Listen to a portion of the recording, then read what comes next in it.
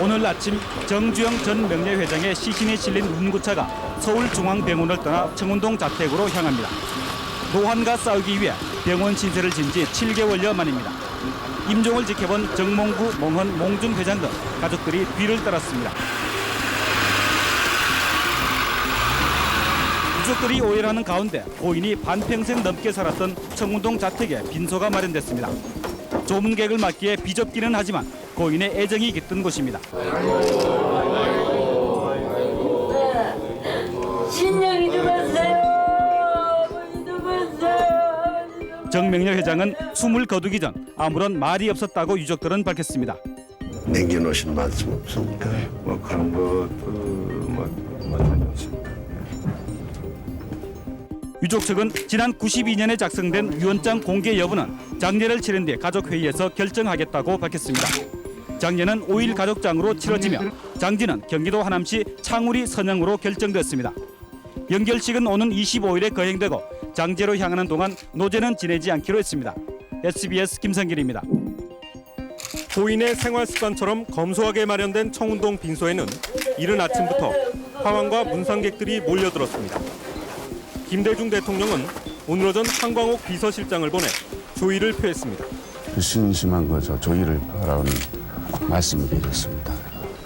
92년 대선 이후 고인과 불편한 관계로 알려졌던 김영삼 전 대통령도 직접 빈소를 찾았습니다. 전두환 전 대통령은 고인이 정치에 손을 대 건강을 해친 게 아쉽다고 말했습니다.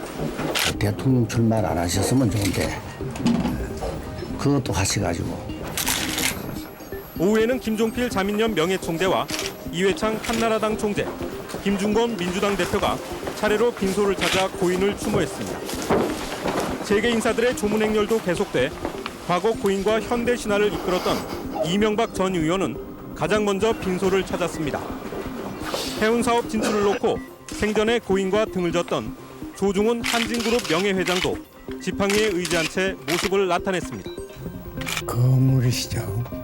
그야말로 거성이 돌아갔습니다.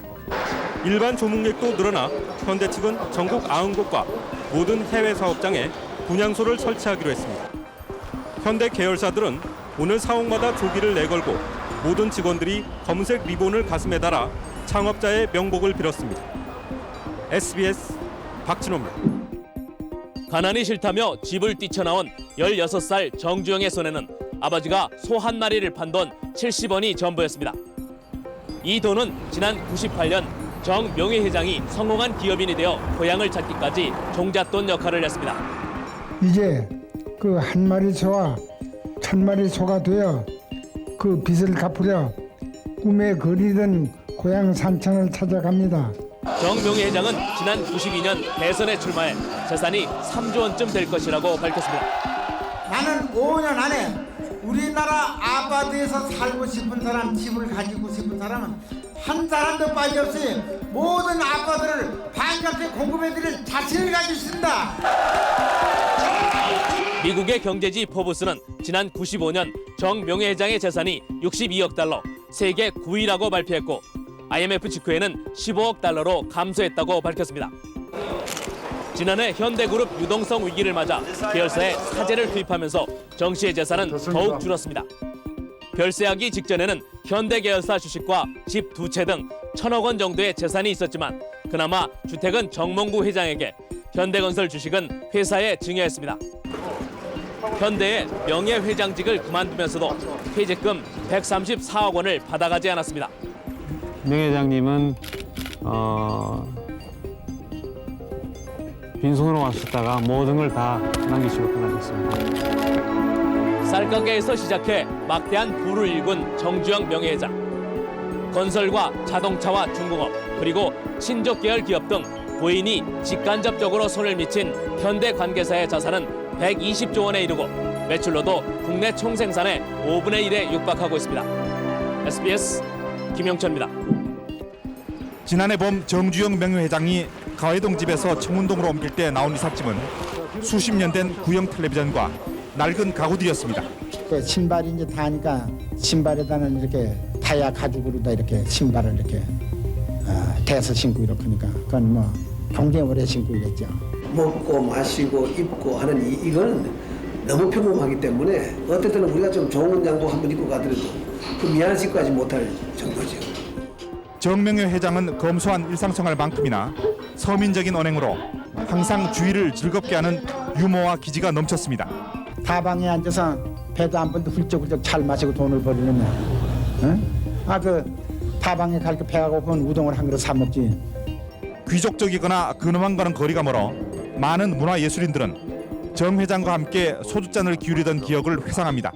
역사물을 이제 사극을 하면은 그 팀 전체를 부릅니다. 그 얘기를 풀어내시는 것이 아주 남다르십니다. 젊어 한때 문학도의 꿈을 가졌던 정명회 회장은 돈벌이가 되지 않는 순수 예술 분야에 큰 돈을 서슴없이 지원하기도 했습니다. 정 선생, 이게 무슨 만남입니까? 하고 물었거든요. 그랬더니 사람과 돈의 만남이지요. 아주 순식간에.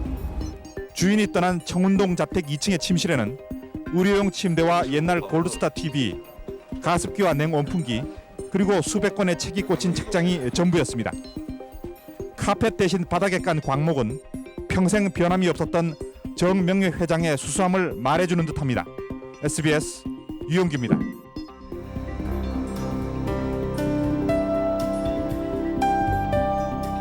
일제치하 강원도 산골에서 농민의 아들로 태어난 정주영 명예회장.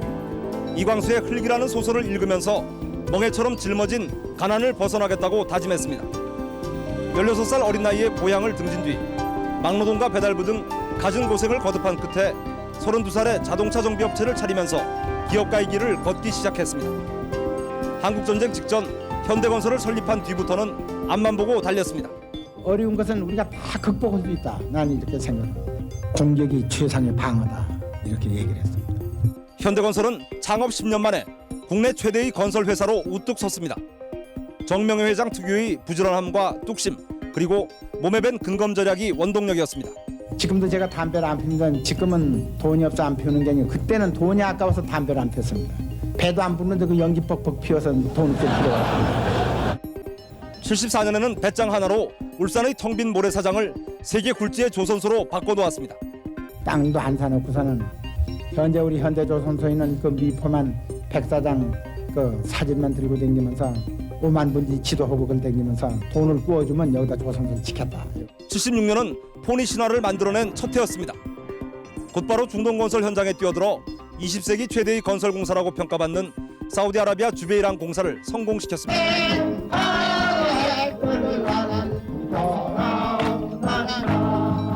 말단 사원과도 스스럼 없이 어울리면서 도전의식을 심어주었습니다. 하지만 성장 일변도를 추구하는 현대의 밀어붙이기 전략은 지나친 외형 확대를 초래해 부실의 씨앗을 잉태했습니다.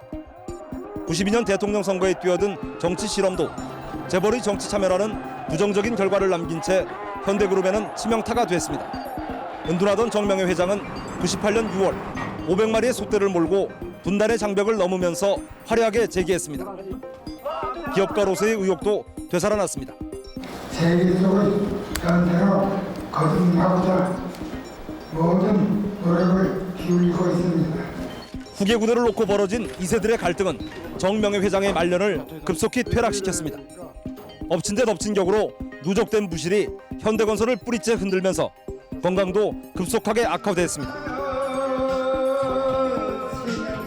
가는 세월과 보통 인생이라는 노래를 즐겨 불렀던 정명회 회장은 자신이 그토록 애착을 가졌던 흙으로 돌아갔습니다. 하지만 파란과 격동의 반세기를 헤쳐온 정명회 회장에 대한 평가는 현대 계열사들의 엇갈린 명함처럼 그 궤적을 달리할 것으로 보입니다. SBS 송영우입니다.